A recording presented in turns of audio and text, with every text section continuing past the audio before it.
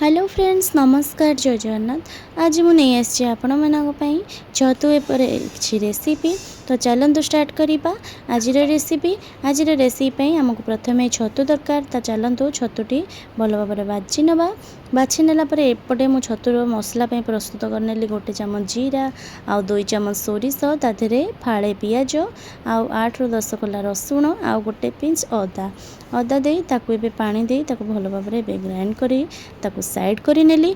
एपटे चलतु आलू को मु एई टाइप टिकी टिकी शेप रे काटी नेची।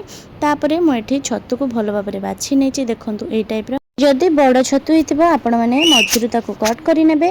देखंतु एई टाइप ताकू बाछि नै मु एबे ताकू हळदी पानी रे भल भाव धोई नेबी।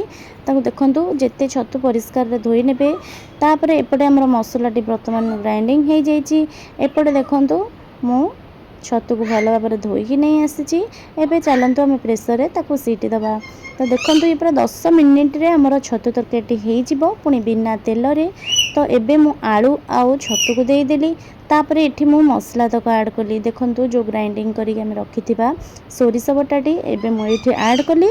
तापरे एठी मु देई देली लूण देई देली लूण लंका गुंडा हळदी गुंडा एठी मु देई ताकू एबे भल भाव रे मु ताकू अल्प टिके पानी दे ताकू एबे गोळेई नेली भल भाव रे।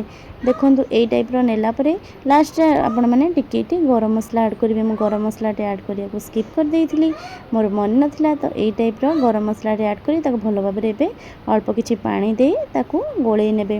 गोळेई नेला परे एबे ताकू वर्तमान ताकू सीटी दे देबे। देखंतु हमर वर्तमान छतुटी भल भाव रे मु गोळेई नेची।